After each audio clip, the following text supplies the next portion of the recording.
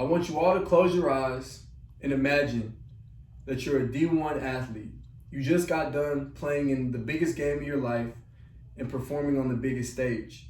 As you walk off the field, you see hundreds of kids wearing your jersey, screaming your name, asking you for an autograph.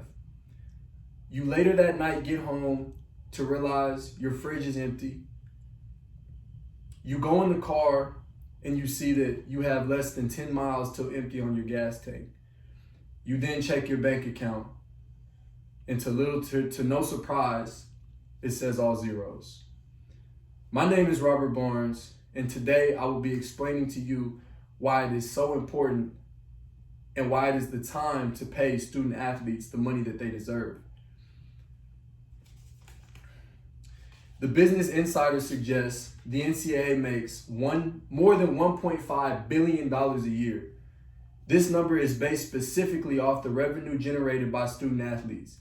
In other words, they're making money off jersey sales, ticket sales, and TV sales that the athletes are ultimately responsible for. The NCAA is and has been robbing and continues to rob student athletes of the money that they earn by going out there and putting their bodies on the line at the highest collegiate level. Student athletes spend countless hours to perfect their craft on and off the field. We are able to manage a school workload while balancing a full practice schedule as well.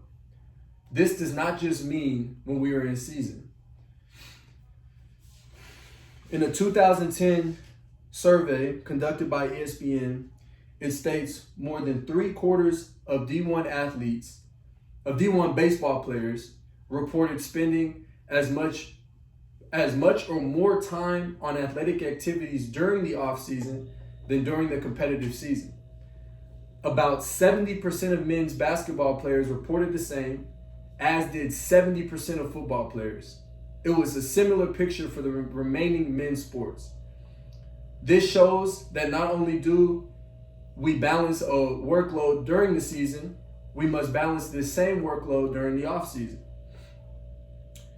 We have no time in our schedules to get as little as a part-time job, let alone a full-time job, meaning that most college athletes will leave with no working history, creating a disadvantage when entering the workforce. A solution to this problem would be paying student athletes a set monthly wage, which would allow us the ability to learn financial awareness.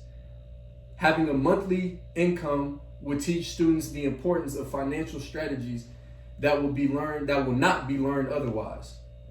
We must realize student athletes risk their health physically and mentally every time they step foot on the field of play. In 2010, a linebacker named Eric LeGrand for Rutgers University was paralyzed from the waist down after performing a routine tackle. In a radio interview conducted by New Jersey 101.5, LeGrand states, "My whole life since I started playing football, I wanted to play in the NFL. I wanted the opportunity to be able to provide for my family for the rest of their lives with the money that I earned. And now I will not be able to do so."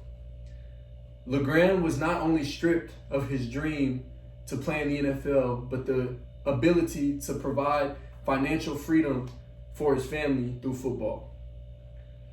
An article posted by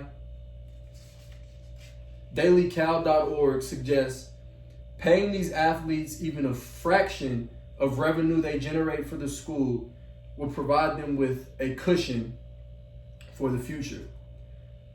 Paying student athletes will not avoid situations like this from happening.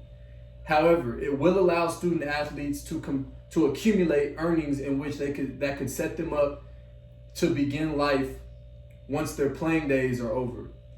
For LeGrand, he will never walk again. And after many years of sacrifice, he is left with nothing. I am afraid college sports as a whole are in jeopardy. If we as athletes do not see a change in paying student athletes, paying athletes will create if we as student athletes do not see a change in paying student athletes, then the whole league in itself will be in jeopardy. Paying these athletes will create an incentive or an initiative for high schoolers to continue to pursue college sports. We see this more and more with each graduating high school class. Recruits are opting out of college and making the decision to go pro overseas for a year before returning to play pro in the States. We see this, of course, more with basketball, where players are deciding to go and opt out of college entirely for a better chance to play in the NBA. Bleacher Report states,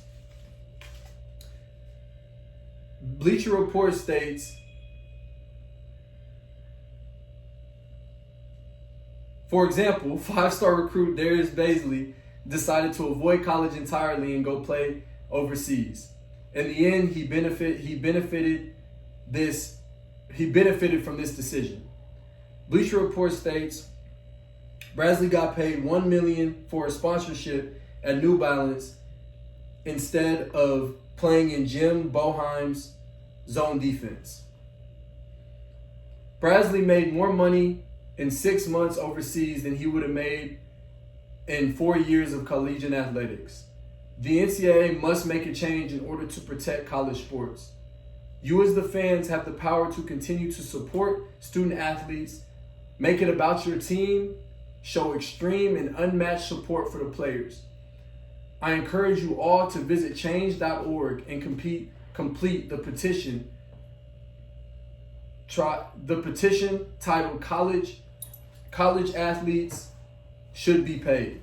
By signing this petition, you will provide a voice for change, and you will allow student athletes to become one step closer to being paid college athletes. That's going to have to be it.